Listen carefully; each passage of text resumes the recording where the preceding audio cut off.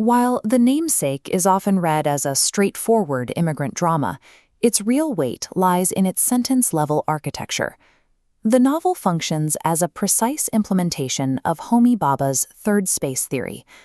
Bhabha defined the third space as a site of negotiation, a place where identities are redefined outside of the rigid binary of self versus other.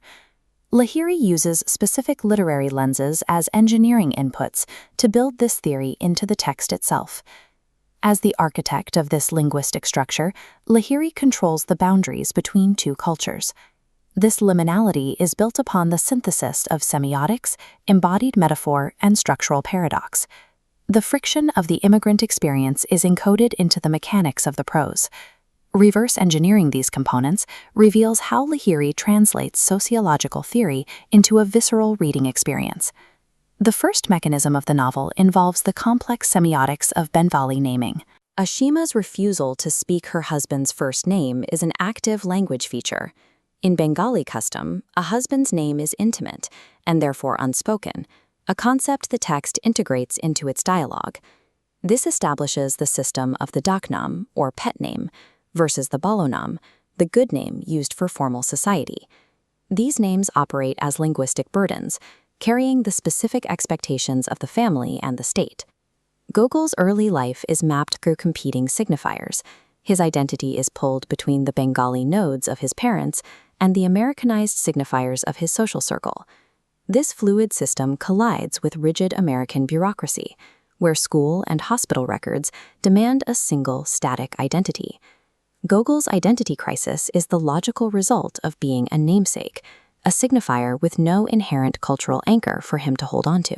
Lahiri uses naming to denote intimacy or distance throughout Ashima's internal monologue, establishing the emotional geography of the household.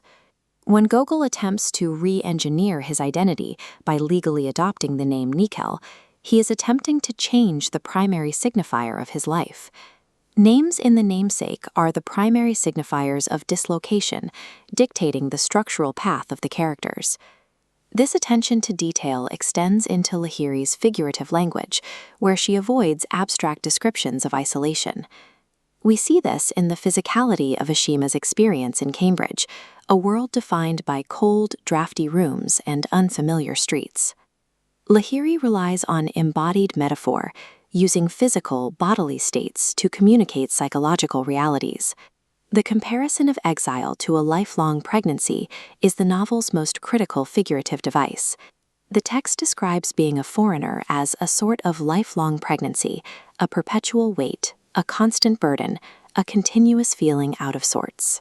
This metaphor physicalizes the ongoing responsibility of the immigrant and the curiosity of strangers into a literal bodily weight.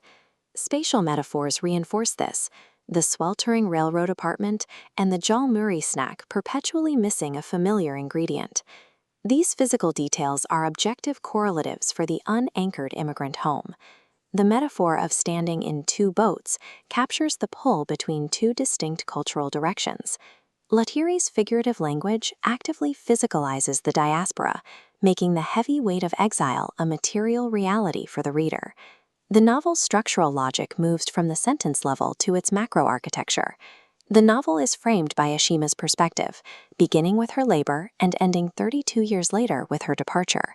This framing encapsulates the generational conflict of the second generation within the experience of the first. Ashima's character represents a structural achievement, a paradoxical identity where contradictory traits are harmonized into a new personality. She becomes a site of agency, successfully negotiating a transnational identity without effacing her former self. This structural paradox, retaining roots while adopting changes, actualizes the third space within the narrative. Ashima's final resolution to split her time between India and the US is a physical embodiment of liminality. We can contrast this with Mushumi's failure to reconcile these worlds, which leads to her restless dissatisfaction. The novel's conclusion resolves the burden of naming as Gogol begins reading the collected tales his father gave him. Synthesis, not choice, defines the achievement of hybrid identity in the novel's circular structure. When we integrate these observations on semiotics, metaphor, and structure, a cohesive model of the immigrant experience emerges. These mechanics work together to dismantle the binary of self versus other, creating a defined overlapping zone. Identity in the namesake is a fluid, context-sensitive state, perpetually under negotiation. This zone of hybridity and transnational agency is the ultimate destination of the third space. The immigrant dilemma is resolved through the linguistic and structural synthesis we have analyzed. Lahiri's framework forces the reader to perceive cultural belonging through its underlying linguistic and structural synthesis. We return to the origins of this journey at MIT, where the first names and choices were made. The collected tales serve as the symbol of this structural resolution. For students of literature, the mandate is to look beyond the plot and find the engineered mechanics of the third space. Cultural belonging is integrated through the very structure of the stories we tell.